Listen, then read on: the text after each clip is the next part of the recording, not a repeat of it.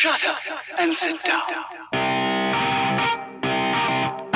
Vous êtes à l'écoute du podcast de Guy Baillargeon, consultant immobilier.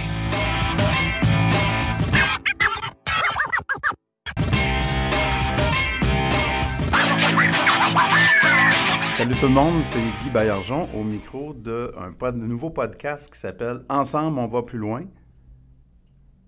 Mon premier invité, je suis très, très content de l'avoir en studio. C'est nul autre que Nicolas Ray, un ami personnel, une sommité en matière d'immeubles multilogements au Québec. Et puis, il m'a fait l'honneur d'accepter mon invitation à ce podcast dont le nom est « Ensemble, on va plus loin ». Juste pour vous dire pourquoi j'ai choisi ce nom-là, pour ceux qui ne seraient pas au courant et qui n'auraient jamais entendu parler de moi. Il y a à peu près 1 an de ça, j'ai adopté ce slogan. Je le trouvais bien accrocheur. Et en fait, c'est une inspiration de nul autre que Nicolas. En fait, c'est toi qui m'as donné cette impulsion-là en m'invitant sur ton show l'année passée qui avait lieu à Montréal. Ouais, c'est vrai, au Forum des investisseurs d'Amrex. Et tu m'avais demandé de parler de partenariat. Alors, c'était comme à l'école, un sujet imposé. En autant que j'ai pas l'image du professeur qui oblige les gens à faire des choses. Et écoute, ça a été une révélation pour moi. En fait, ça venait parler d'à peu près tout ce que je savais un petit peu, puis j'ai développé beaucoup de choses suite à ça. Je te souhaite la bienvenue. Hey, merci Guy, je suis content d'être là. Yes. C'est le fun. Ben oui, c'est le fun. Oui, on a réussi à séduire nos horaires, puis à être là au bon moment. Je suis vraiment content. Je sais que tu es un gars fort occupé, fort en demande, donc... Ben oui, je décolle même pour Denver, au Colorado, dans les prochains jours. J'ai été invité comme panéliste expert aux plus importantes conférences en investissement immobilier aux États-Unis.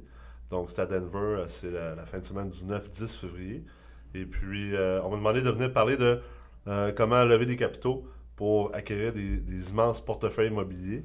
Donc, c'est quelque chose que j'en parle un petit peu aussi au Québec, mais veux pas, il y a une limite à ce que je peux dire. Puis, le temps que j'ai, j'essaie de me concentrer sur des choses plus actuelles et atteignables pour les gens qui nous écoutent.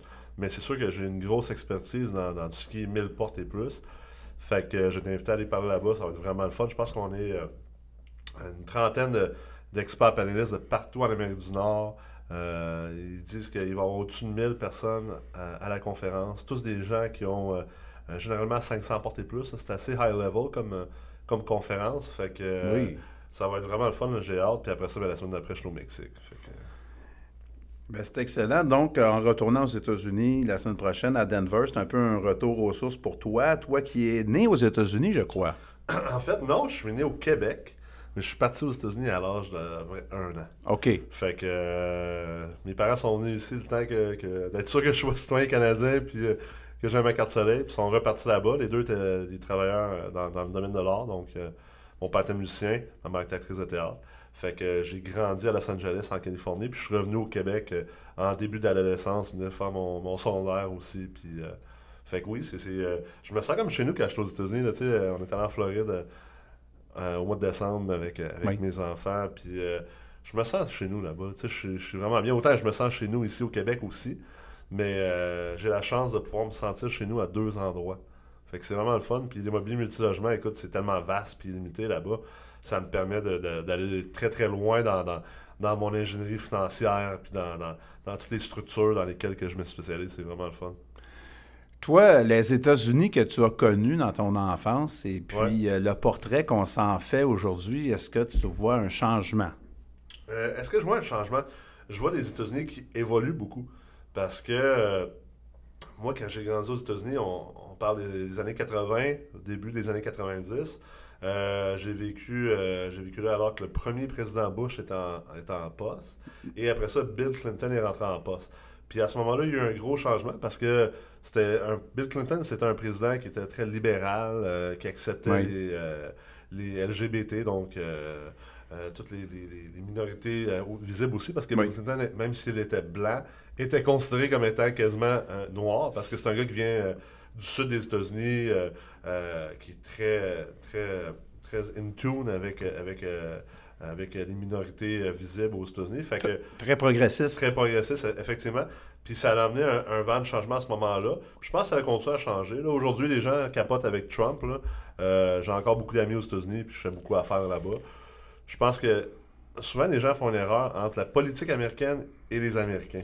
Et qu'il n'y a pas que les gens d'ici qui font l'erreur, les Américains aussi. C'est les systèmes qui s'affrontent et non pas les individus. Absolument. Hein? Absolument. D'accord. Puis, j'en parle souvent. Moi, je me promène des fois.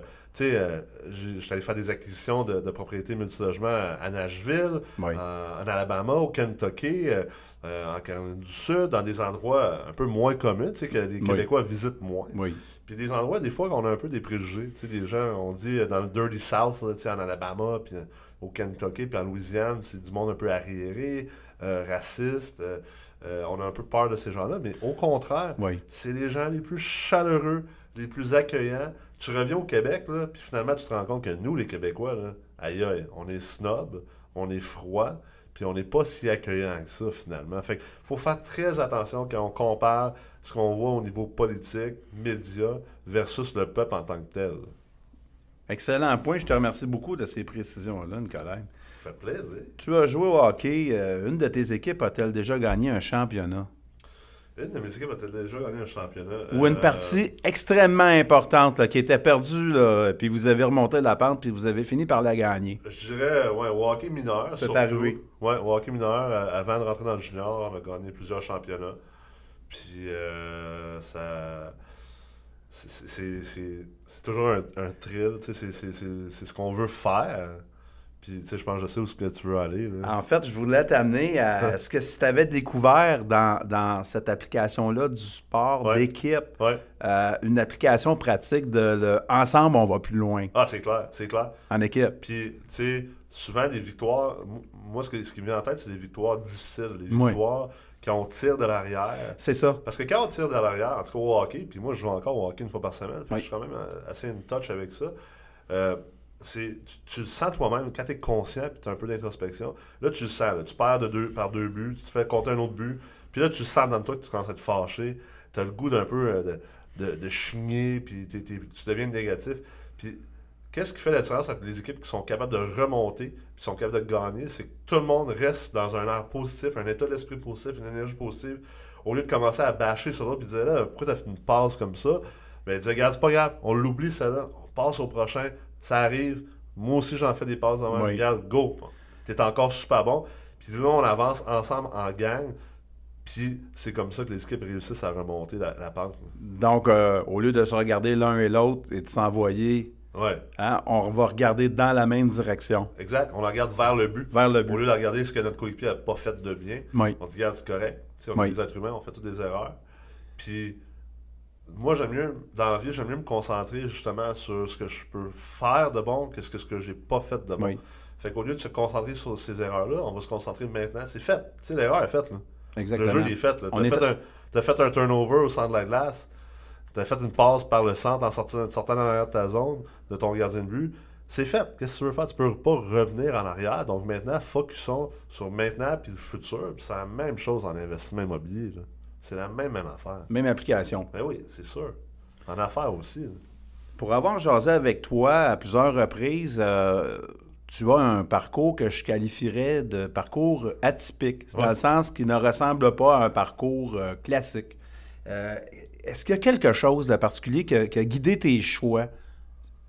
Quelque chose en fonction de quoi est-ce que tu as choisi d'aller dans cette direction-là plutôt que dans une autre? Je pense que j'ai été élevé, je me considère très, très chanceux.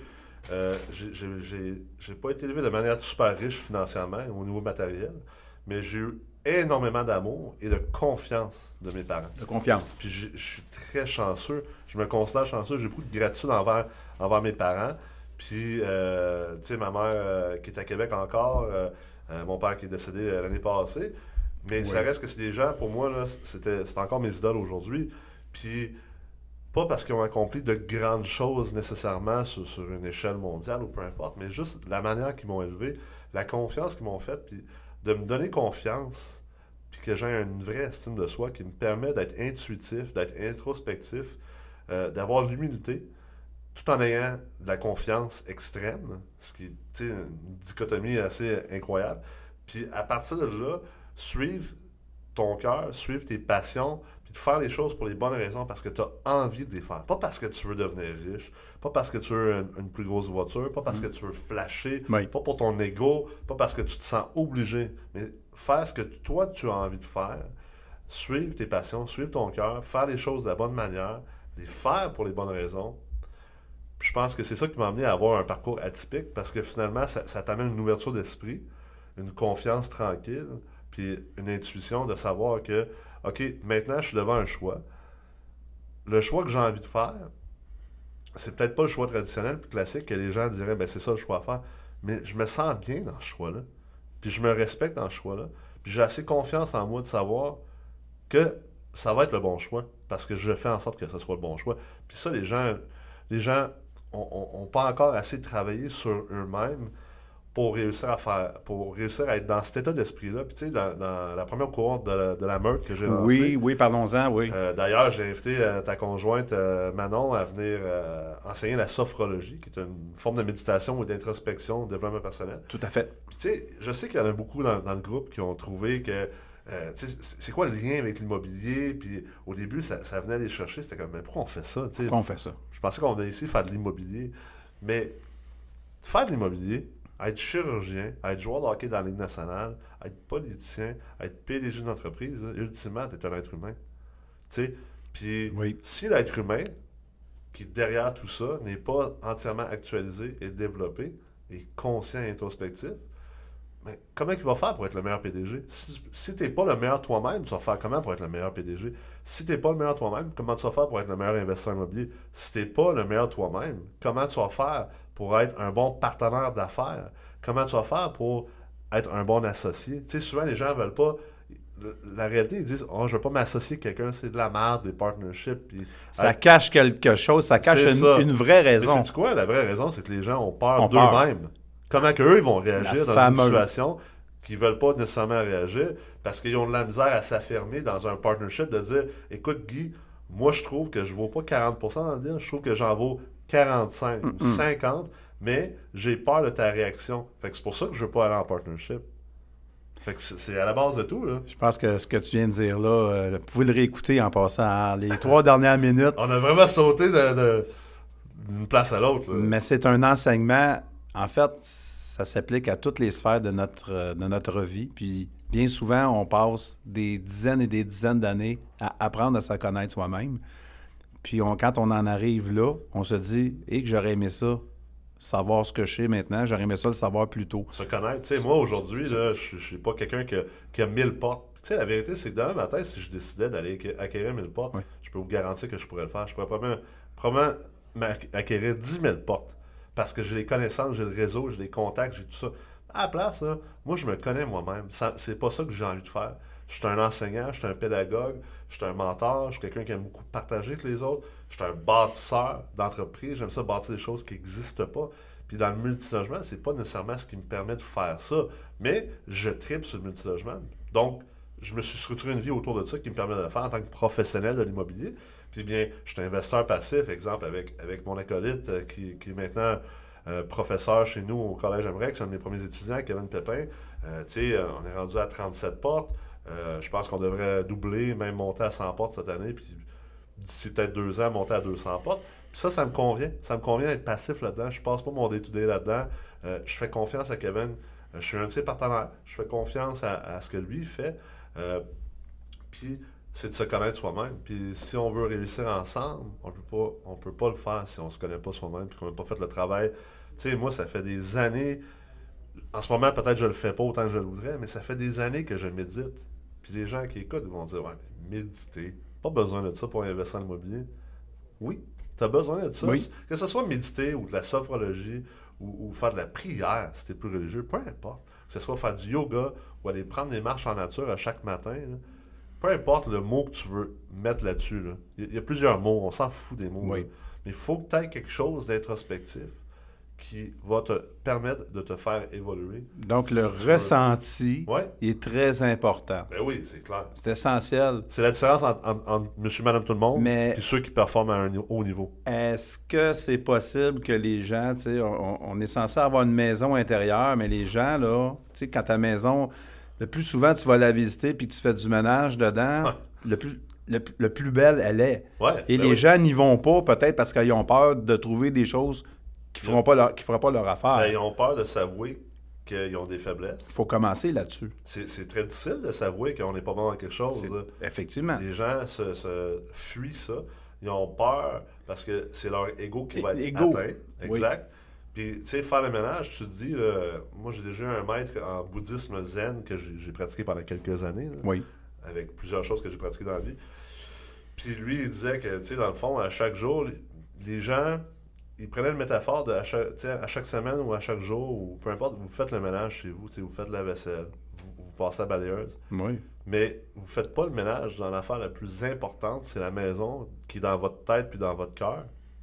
Puis vous n'allez pas faire du ménage là-dedans. Puis c'est ce qui empêche les gens de réussir. J'en rencontre des gens là, dans nos forums chez MREX, dans nos cours, dans Oui. la meute, Oui. sur les forums. Puis je le vois, puis les gens sont là, mon Dieu, Nicolas, comment tu fais pour réussir autant? Tu sais, moi, je réussis même pas à 1% de ce que je veux faire.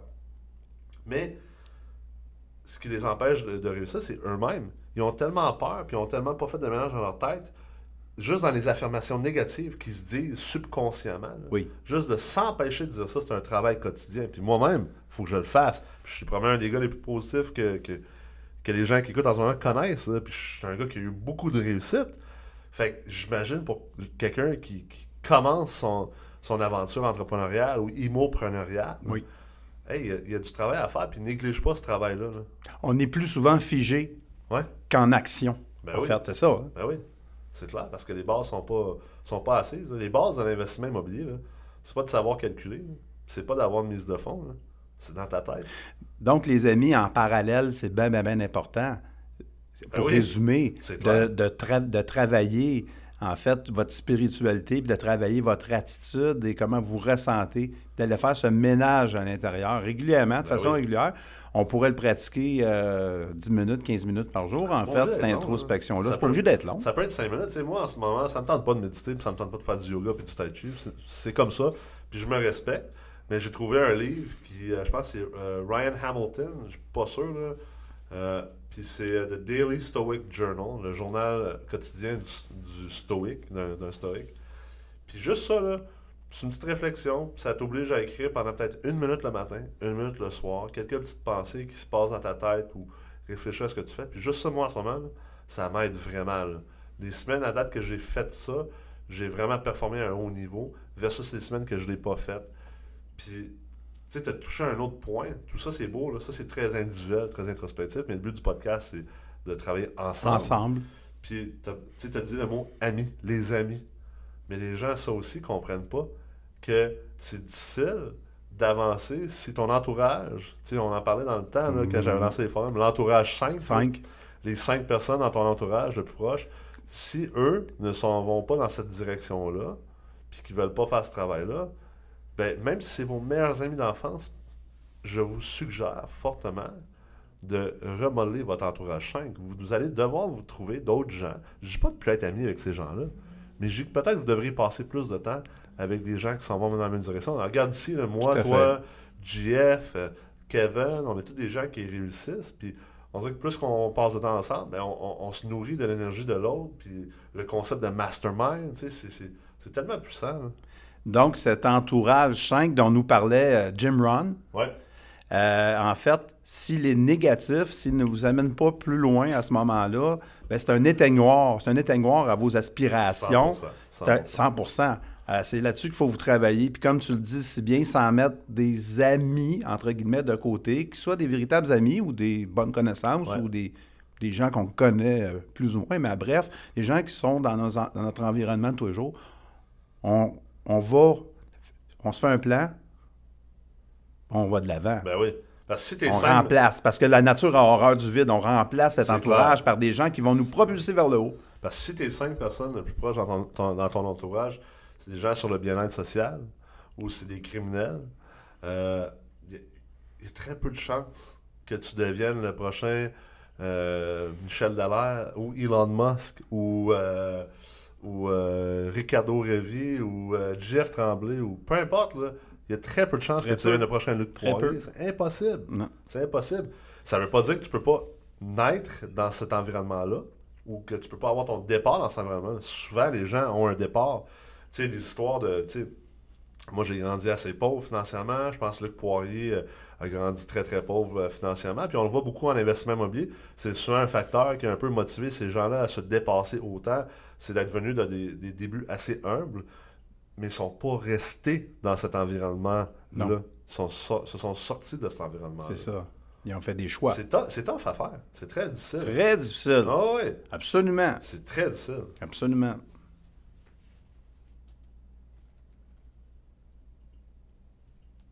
Moi, j'aimerais ça que tu nous parles de ton processus créatif. Tu es un gars créatif.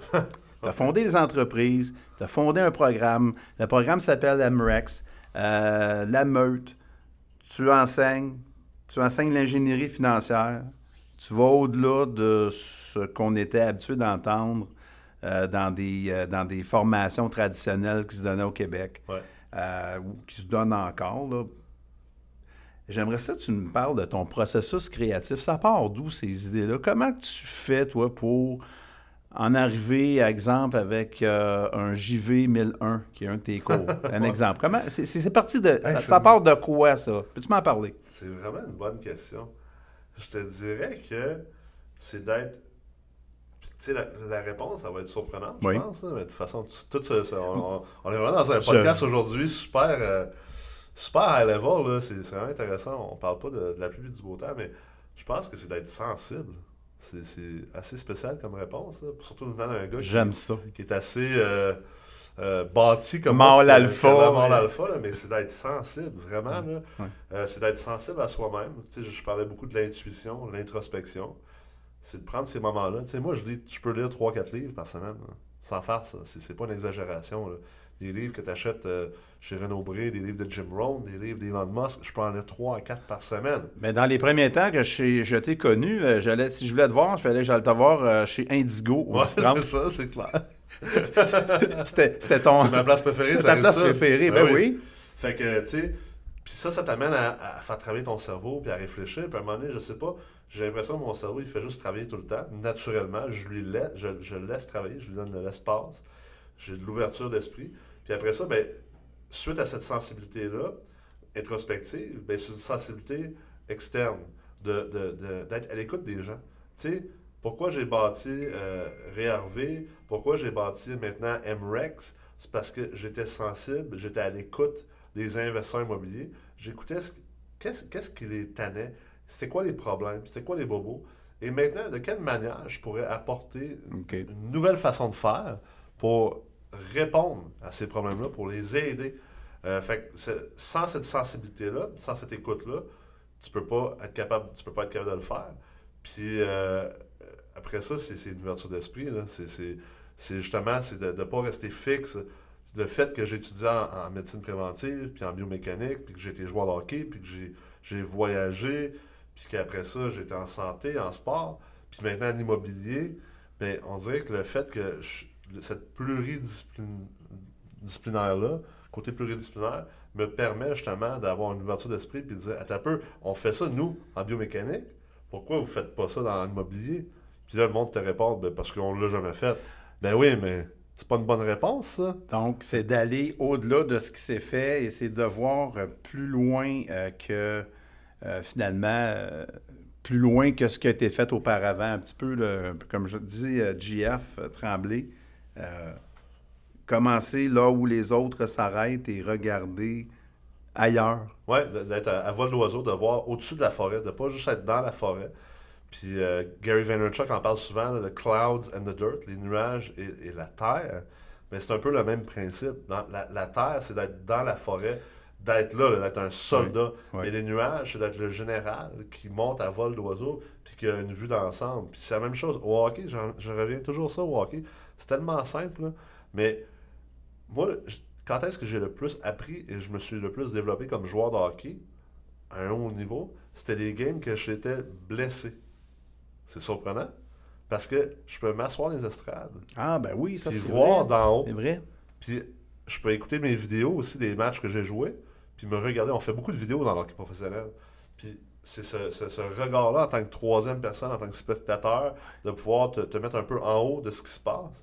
Puis là, tu vois des choses que tu voyais pas parce que tu avais trop le nez dedans. Fait que ça, je pense que c'est super important.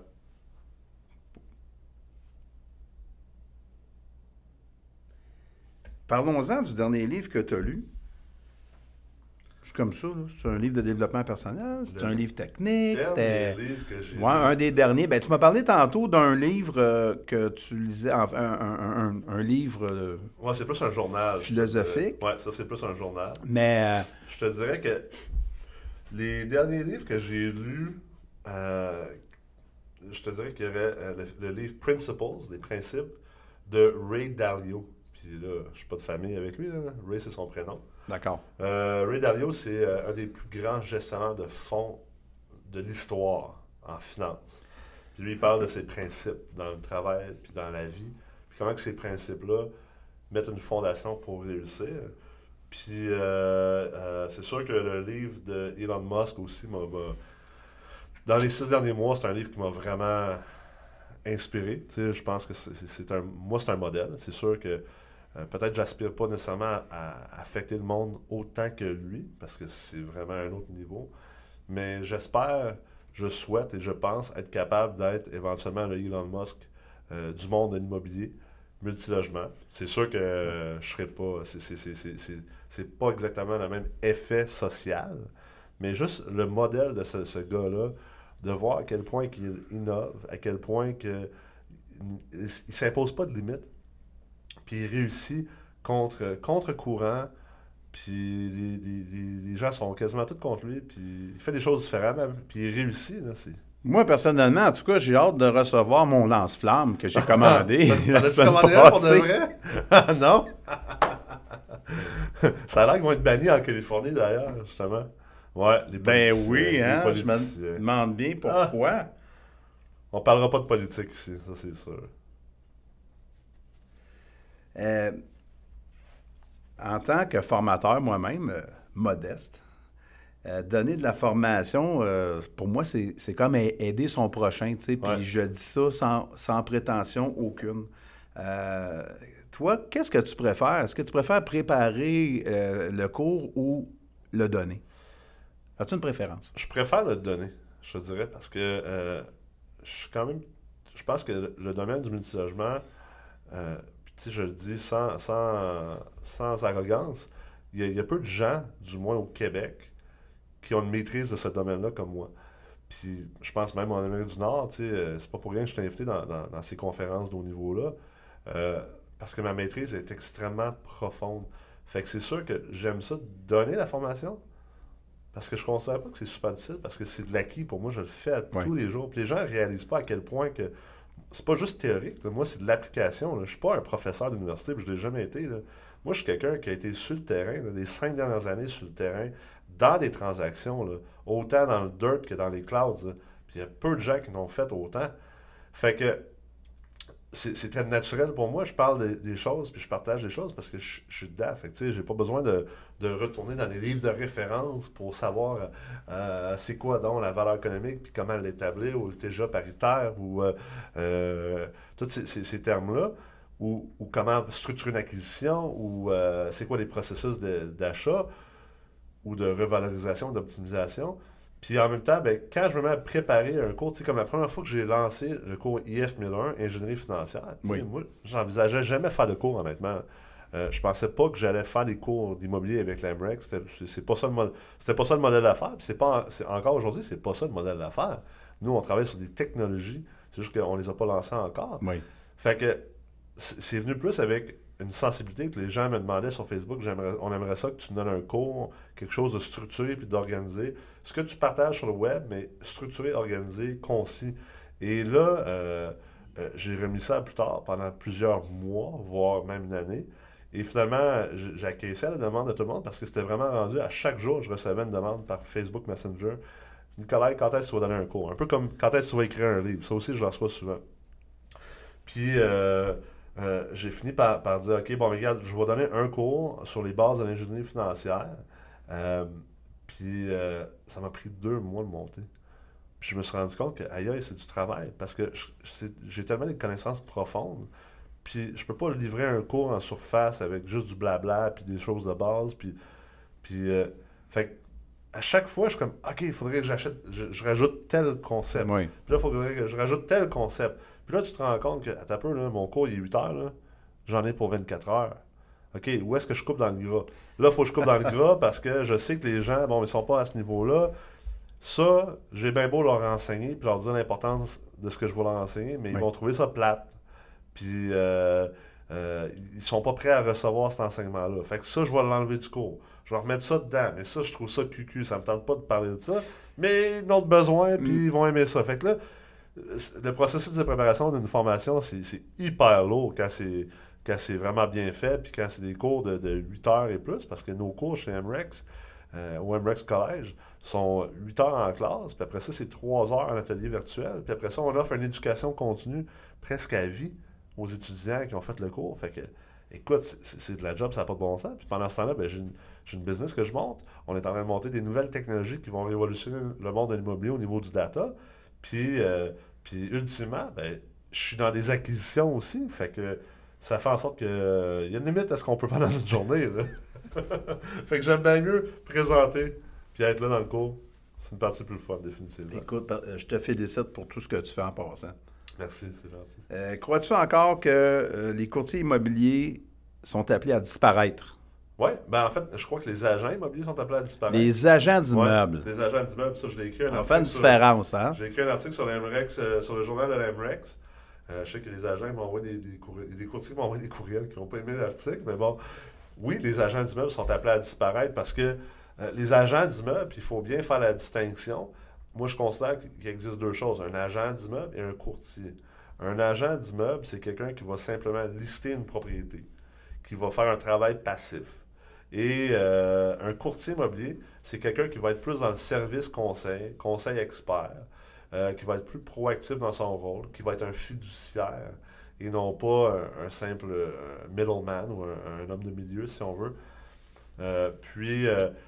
Avec les technologies, c'est sûr et certain que ça va tuer les agents immobiliers. Oui. Puis déjà, ça a commencé, là, oui. Les bons vieux agents. Il y a combien, est-ce que tu sais par cœur combien d'heures il faut passer sur les bancs d'école pour avoir une formation de courtier immobilier? C'est 500 quelques heures? C'est pas beaucoup d'heures. Je pense que c'est 500 quelques heures. Puis pour devenir pâtissier au IGA, c'est 1500 heures, je pense. Fait que c'est sûr que... Mécanicien industriel, c'est la même chose. Là. Ouais. Je crois que c'est 1300 ou 1500 heures. OK. Il y a un gros manque au niveau de l'éducation. Puis, tu sais, je sais que l'OASIC ont fait du travail. Tu sais, j'étais un propriétaire d'agence, moi, de l'OASIC auparavant. Réhervé. Même si je ne suis pas courtier immobilier, j'étais propriétaire d'une agence. Mais je sais que l'OASIC a fait beaucoup de travail dans les 5-6 dernières années, mais il y a encore beaucoup, beaucoup plus de travail à faire. Tu sais, je pense qu'il y avait à peu près 16 000 courtiers immobiliers jusqu'à dernièrement. Oui. L'OASIC a resserré des choses au niveau de l'éducation continue. Je pense que ça en a tassé peut-être 2-3 000. Donc, mais la vérité, c'est qu'on devrait en tasser probablement là, un autre 10 à 12 000 courtiers. D'après moi, le Québec, là, si on disait qu'au Québec, il y avait peut-être, mettons, aux alentours de 5 000 courtiers immobiliers, puis que là, au lieu de 500 heures, que ça soit, que ça soit peut-être 1500 heures, 2000 heures minimum, là, pour au moins être à parité avec les pâtissiers. Et que pour être courtier immobilier commercial, multilogement, industriel, c'est pas des maisons, là, mais vraiment rentrer dans le game commercial, ben ça prend absolument un bac en finance ou dans un domaine connexe. Je pense que ça devrait être un minimum, honnêtement. Là, je pense que ça devrait être un minimum, puis c'est vers là que ça va s'en aller.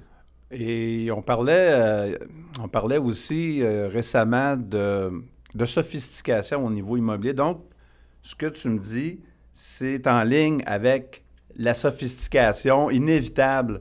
C'est la tangente que le domaine immobilier prend, là. Comme je dis parfois, il y a quelques années encore, tu voulais savoir si le deal était bon, puis si tu allais faire de l'argent, tu mouillais ton doigt. Selon de là où arrivait le vent, c'était bon ou pas bon. Aujourd'hui, ça ne fonctionne pas. Ou la technique du napkin de coin de table de ton mononcle. C'est pour ça. Calculer calculer son profit ou son deal sur le coin d'une table, sur une napkin. C'est fini, ça. Puis les gens qui m'écoutent, là, je sais qu'il y en a qui doivent m'écouter, ils disent « Ah, regarde-les, lui, l'arrogant, l'hautain, puis blablabla. » Puis, ben, on s'en parlera dans 5 ans, honnêtement. Parce que ça a déjà commencé. Je vois déjà des gens en train de se refinancer leurs immeubles puis se rendre compte qu'ils ont perdu la capitalisation dans les 5 dernières années parce qu'ils ne savent pas c'est quoi une valeur économique, parce qu'ils pensent que les taux d'intérêt vont toujours rester bas, parce qu'ils pensent que les blocs prennent de la valeur ad vitam aeternam. Puis en ce moment, ils commencent à avoir des gens qui mangent une volée. Ou qui ne peuvent pas se faire refinancer carrément. Carrément, oh, ils sont obligés de réinjecter de l'argent. Puis ça fait 5 ans, je le dis au monde, que vous allez devoir vous sophistiquer. Puis ça fait 5 ans qu'il y en a qui s'amusent à dire « Ah, tu sais, c'est qui ce gars-là? » Puis blablabla. Ben écoutez, on va se parler bientôt, ou on va se parler dans 5 ans. Le futur, c'est maintenant. C'est maintenant, puis « the proof is in the pudding ». On dit en anglais, là, la preuve est dans le pudding. Puis le pudding, mon homme, là, il sera pas beau pour certains. Pour ceux qui veulent pas s'éduquer, pour ceux qui trouvent que les cours, c'est pas important, puis ceux qui disent qu'ils n'ont pas besoin d'apprendre davantage, puis que nous, avec nos grands termes, on fait de l'immobilier, ci pis ça, que c'est pas nécessaire, puis c'est pas de même que ça se fait, ben tant pis pour vous autres, parce que c'est quoi, dans 5 ans, là, ben on va ramasser vos blocs. Donc, en fait, ben moi, je pourrais résumer ça en disant que ça vient un petit peu assainir. Ouais, c'est clair.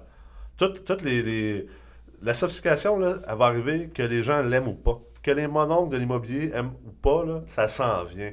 Que les agents d'immobilier aiment ça ou pas, ça s'en vient. Autant pour les investisseurs, autant pour les professionnels, ça s'en vient. Préparez-vous.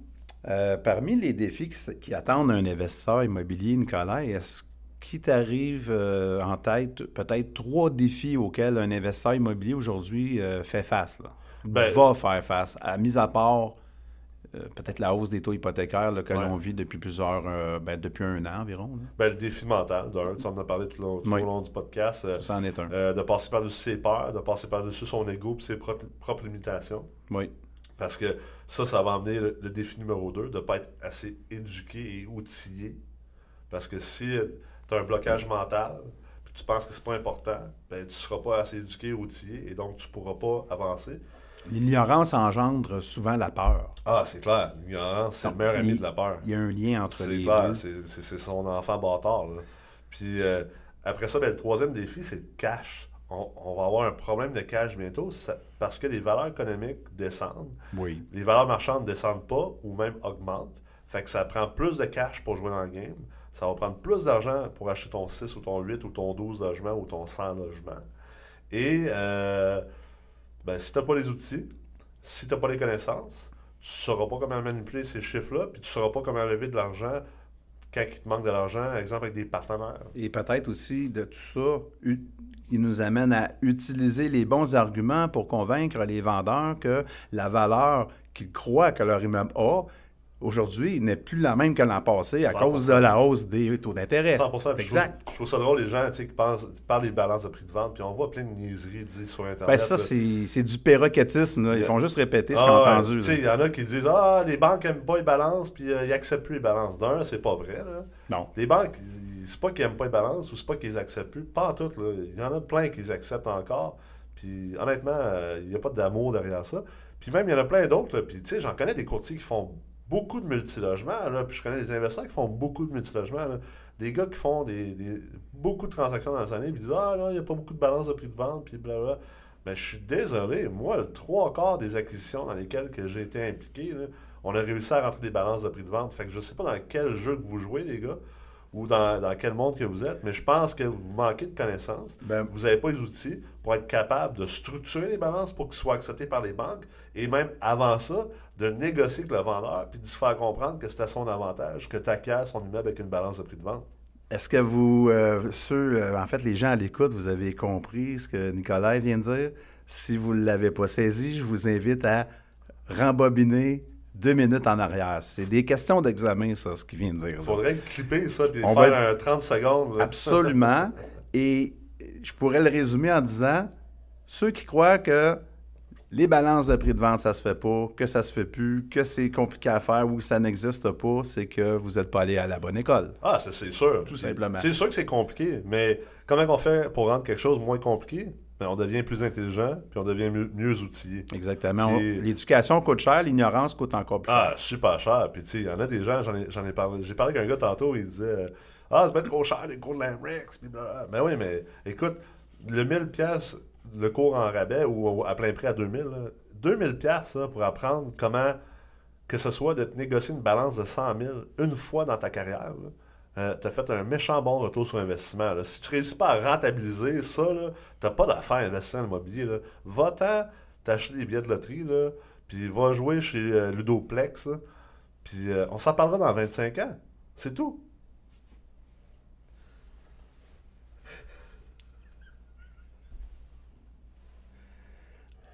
En 2018, à ton avis, quels sont les 3 endroits les plus hot pour investir au Québec? Que ce soit 3 quartiers, 3 villes, 3 régions. D'après toi, là, comme ça, vite fait, là, en 2018, on regarde où Ben, c'est sûr pour que, frapper des circuits?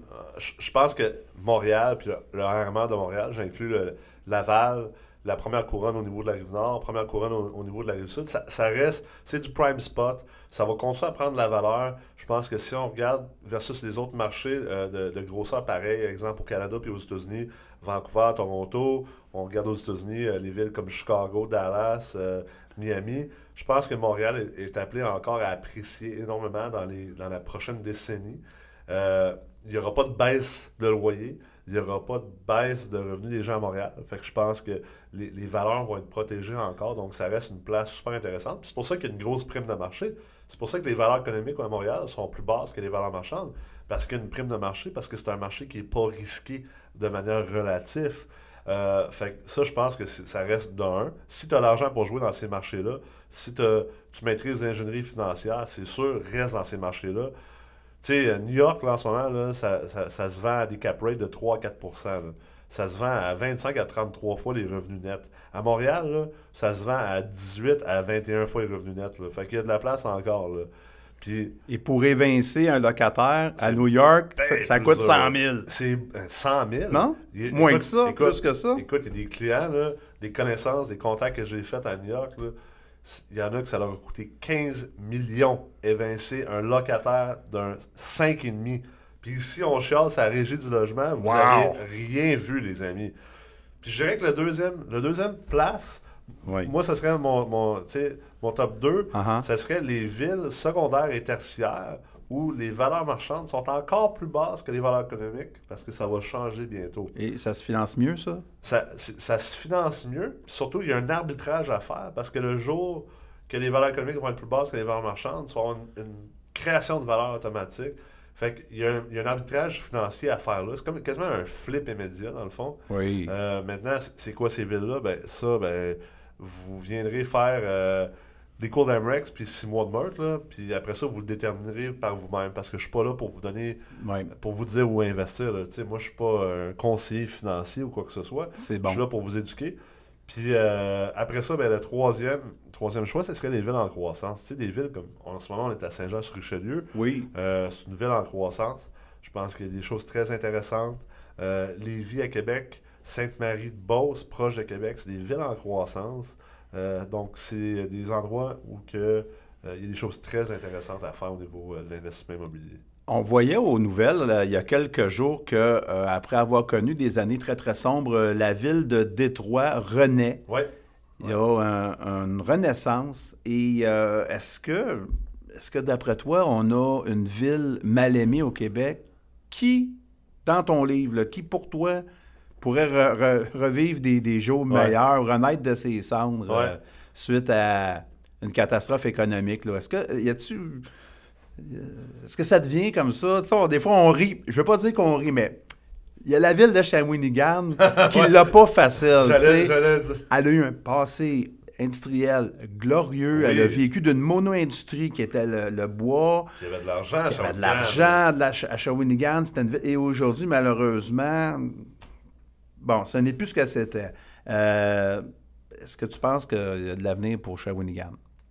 Ça va être plate parce que je vais péter la bulle de certains, là, justement sur les forums. Même, peu importe ce que Sugar Sammy a dit. Là. Ouais, peu importe, là, mais même peu importe ce que tous les Jobos ont dit dans les mordus d'immobilier aussi, puis sur Facebook, je pense pas que Shawinigan, c'est cette ville-là. Honnêtement, là.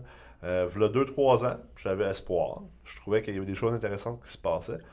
Mais ça va pas assez vite. Ça va prendre du temps. Ça va prendre beaucoup de temps. Là. 10, 15, 20, 25 ans. Puis même là, géographiquement, je suis pas convaincu. Parce que la manière que la province est structurée, Shawinigan est un petit peu à part.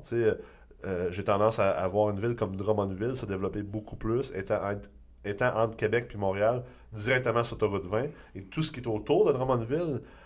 Mais honnêtement, moi, la ville, je pense qu'il y a un gros potentiel, c'est Sherbrooke. Sherbrooke, parce que c'est une ville universitaire, il y a des cégeps, c'est une ville qui est très proche de la frontière américaine, donc pour les compagnies qui exportent vers les États-Unis, Tout à fait.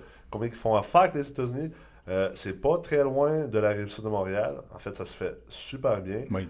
Tu es proche encore de Drummondville, fait que tu es comme dans une espèce de triangle. De triangle. Tu n'es pas très loin de Québec. Fait que pour moi, la ville de Sherbrooke est un de mes choix favoris. Puis c'est pour ça, une des raisons que j'ai décidé d'investir en immobilier multilogement à Sherbrooke. Comme je disais tantôt, là, je suis investi dans 37 portes présentement. Puis on va monter ça après un 200 portes assez rapidement. Pas mal tout à la ville de Sherbrooke parce que j'aime ce que je vois, honnêtement. Puis non, Shawinigan, je n'achèterai pas de bloc là demain matin. Si vous voulez le faire, tant mieux, go for it. Connaissez votre profil d'investisseur. Oui. Connaissez le profil de risque, mais j'ai mes gardes. Parfois, on entend Grant Cardone. Personnellement, j'ai écouté un de ses vidéos dans laquelle il disait que pour lui, investir, c'est investir dans un endroit où il ne neige pas. Ouais. Qu'est-ce que tu penses de sa philosophie? Est-ce que c'est parce que c'est un gars qui n'a pas vu la neige dans sa vie, mis à part les fois où il va faire du ski au Colorado? Ouais, ben écoute... Pourquoi il n'aime pas la neige, d'après toi, Grant Cardone? Moi, ça y empêche de faire de l'argent? Moi, j'aime pas la neige non plus. Là, fait que... Bon, non, on est deux. J'aime pas la neige. Aujourd'hui, il fait super froid. Je peux te dire que j'aimerais mieux être à Miami avec Grant Cardone. Hey, pas que je t'aime pas, là. Non, mais on en parlait avec Jeff cet après-midi. Comment on pourrait faire pour répartir notre temps entre ici et le show, là? Ah, c'est sûr et certain que moi, en tout cas, on s'approche d'une solution. Moi, j'envisage vivre une partie de l'année à Miami, définitivement, dans les prochaines années. Ben oui. Mais j'adore Grant. Grant, c'est un gars super le fun. Puis je l'adore comme entrepreneur. Je trouve qu'il s'est monté un modèle d'affaires vraiment écœurant. Là. Tu sais, c'est vraiment sa coche. Mais au niveau de ses philosophies d'investissement, des fois, ben tu sais, je le comprends, c'est un gars qui veut fouetter le monde. Je fais pareil. Tu sais, des fois, je vais dire des affaires, tu sais, comme quand on parle du profit à l'achat, puis je vais être extrêmement agressif pour être l'antithèse du profit à l'achat, parce que j'essaie de fouetter le monde. Le monde sont trop indoctrinés sur une manière de penser. Puis je sais qu'il fait pareil. Tu sais, lui, il parle de ne pas investir dans les places où il neige. Je suis pas d'accord avec ça. C'est faux. C'est sûr qu'aux États-Unis, il faut comprendre, lui, il investit aux États-Unis. Puis les marchés les plus en vogue, c'est dans le Sun Belt. Fait que c'est toute la couronne sud des États-Unis, partant de Phoenix en Arizona, tout le Texas, après ça, la Floride, les Carolines, les basses Arkansas, Tennessee, ces endroits-là. Fait que c'est pour ça qu'ils parlent de ça. Les marchés plus nordiques, le nord-est, Boston, New York, ces endroits-là, Philadelphie, c'est plus des marchés matures, donc ça prend beaucoup plus de cash pour aller là, puis c'est des moins bons rendements. Fait que c'est pour ça qu'il dit ça. Mais tu sais, c'est comme, il dit aussi, n'investissez pas en immobilier si vous êtes pour acheter en bas d'un 16 logements. C'est de la merde, ça vaut pas la peine d'acheter un 6 logements. Mais tu sais, regarde, soyons honnêtes, là, puis je l'adore, Grant, là, je l'adore. Ouais. Mais soyons honnêtes, il vous dit ça parce qu'il veut que vous investissiez dans son fonds d'investissement. C'est pas compliqué, là. Fait qu'il faut faire la part des choses, puis il faut comprendre pourquoi des fois des gens font ça. Ça fait pas de lui une moins bonne personne, ça fait pas de lui un moins bon expert. Là, au contraire, il connaît vraiment le marché.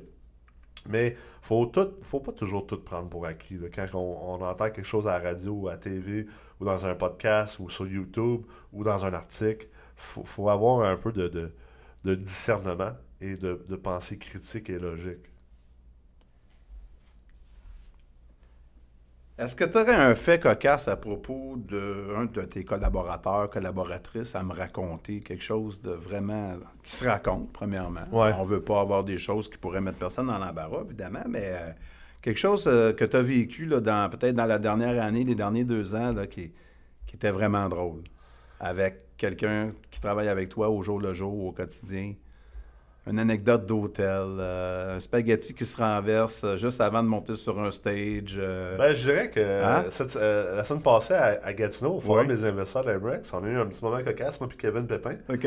On est en train de faire le sound check.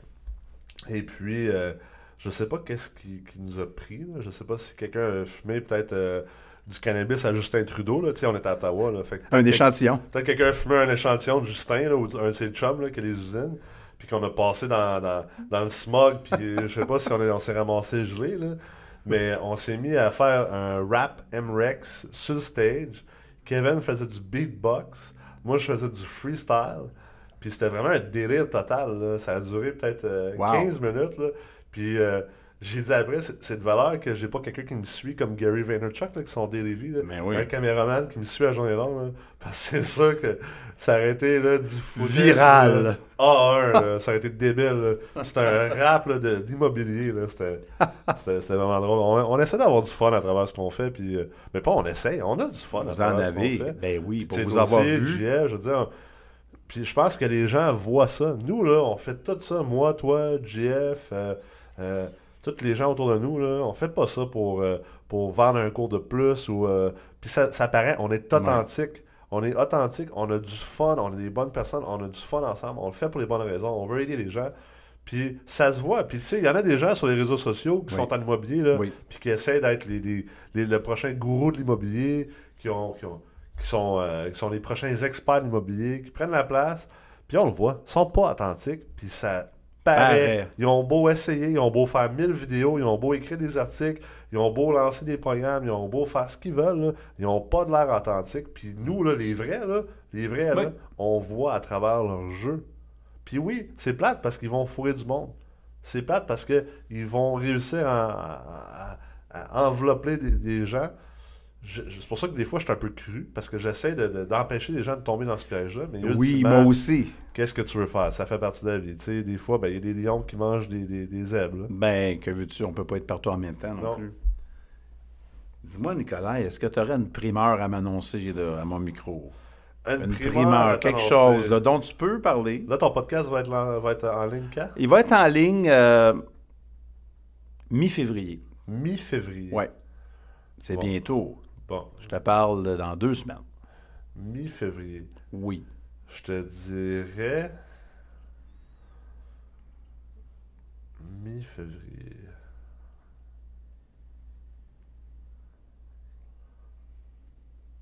Je te dirais que ce que je peux annoncer en primeur, Oui, une primeur, C'est- mesdames et messieurs. c'est qu'il va avoir une solution qui va être lancée bientôt par moi et des sommités en immobilier au Québec pour permettre aux gens qui en ce moment n'ont pas assez d'argent pour acheter un prochain bloc. Tu sais, exemple, ça prend un autre 100 000, mais ils ont juste accès à 40 parce que justement leur valeur économique a baissé. Ou ils n'ont pas réussi à épargner assez encore. Ou ils ne sont pas prêts encore à mettre un 100 000, ils sont peut-être juste prêts à mettre un 50 ou peu importe. On va avoir une solution pour ces gens-là bientôt. Une solution. Parce qu'il y a beaucoup de gens qui me le demandent. Ah, qu'est-ce que je pourrais faire avec ça? Ou entre-temps, entre 2 acquisitions, j'aimerais ça faire travailler mon argent. Bien, on va avoir une solution pour ces gens-là. On va les éduquer sur ces solutions-là. Puis après ça, bien, on va les laisser les utiliser à leur bon escient. Fait que je pense que ce serait ça la primeur. En plus, ben, ça va peut-être être lancé avant que ton podcast soit en ligne, mais il y a une primeur au niveau du MREX Collège. Il va y avoir des capsules qui vont sortir bientôt. Plusieurs Oui. capsules vraiment enrichissantes. OK. Fait que, Capsule vidéo. Ouais, Ça, capsule c'est à suivre. vidéo et audio qui va être disponible sur Facebook, YouTube, qui va être disponible en audio sur Google Play, iTunes, Stitcher et SoundCloud, qui va être publié à chaque semaine. Ça va être une tonne d'informations et d'inspiration et d'éducation 100% gratuit. Magnifique. Est-ce qu'il y a une prochaine cohorte des loups de l'immobilier qui s'en vient bientôt, de la Oui, meute? en fait, il y a une prochaine cohorte, la 2e cohorte de la meute multilogement du Collège MREX, qui est lancée pour mars. Donc, au moment que ce podcast-ci va être publié, les inscriptions vont être ouvertes et probablement déjà comblées. Sont présentement ouvertes. Elles ne sont pas encore ouvertes, mais là au moment de l'enregistrement, elles ne sont pas ouvertes, mais quand le podcast, les gens qui écoutent en ce moment, là, sont D'accord. présentement ouvertes. Puis c'est bien plate, ils sont probablement déjà tout remplis. Bon, ben écoutez... Fait que vous inscriverez pour septembre. Mais là, les gens là, qui vont écouter ça, là, allez pas faire l'erreur de ne pas appliquer quand même en prenant pour acquis que toutes les places sont prises. Là. Parce que vous pouvez faire l'erreur de votre vie. Il ne faut jamais prendre les choses pour acquis. Hein. Oui, parce que des fois, il y a une cancellation. J'ai appris déjà que, tu sais, dans le mot « assume », j'ai assumé que ça dit « it makes an ass of you and me ». C'est bon, So never, never, ever assume. C'est sûr, ça se peut qu'il y ait des places qui se cancellent finalement pour des raisons différentes. Ou sinon, ben, ça peut aider de rentrer dans la troisième cohorte. Dans la troisième cohorte. À la deuxième, absolument. Et dans l'intervalle, on te suit sur Facebook. Écoute, sur Facebook, suivez-moi sur ma page Facebook, en commercial de Real Nikolai Ray sur Facebook, parce que j'ai un profil personnel, mais je suis limité à 5000 personnes. Je suis au max depuis 1 an. Oui. Fait allez sur ma page Facebook, définitivement. N'oubliez pas d'aller sur mrex.co, M comme maman, rex.co. Sur la page d'accueil, vous pouvez entrer votre courriel. Ça va vous permettre d'être à l'affût de tous les événements qui s'en viennent, des cours qui s'en viennent, puis également de la lancée éventuelle de la plateforme quand on va sortir du mode bêta et qu'on va être accessible au grand public. Et on a aussi la série des forums des investisseurs immobiliers qui sillonnent le Québec à intervalles réguliers. Québec, Montréal, Sherbrooke, Gatineau, le dîner des accros à l'immobilier. Est-ce que tu peux me dire une date qu'il va y avoir en février-mars? Oui, en fait, à la fin février, on va être à Québec pour le Forum des investisseurs immobiliers. Bien. Et toutes les dates sont sur ta page pro, ta page Facebook professionnelle. Sont sur la page Facebook de la MREX et sont également sur le site de la MREX. Quand tu vas sur le site web de la MREX, la page événements, tu peux suivre toutes les dates des événements qui s'en viennent. Excellent. Écoute, Nikolai Ray, je te remercie beaucoup d'avoir été mon premier invité à Ensemble, on va plus loin. Ça me fait plaisir d'être là pour casser la glace. Puis j'espère que je vais t'avoir aidé à signer un podcast super le fun, super utile pour les gens. Puis longue vie à ton podcast, Guy. Merci. Puis écoutez ça dans le confort de votre foyer, au volant, le soir avant de vous coucher. Vous pouvez rembobiner aussi pour écouter les nombreuses Gold Nuggets là, qui ont été dites lors de ce podcast. Donc, à la prochaine. Portez-vous bien et surtout, gardez le sourire. Salut. Shut up and sit down.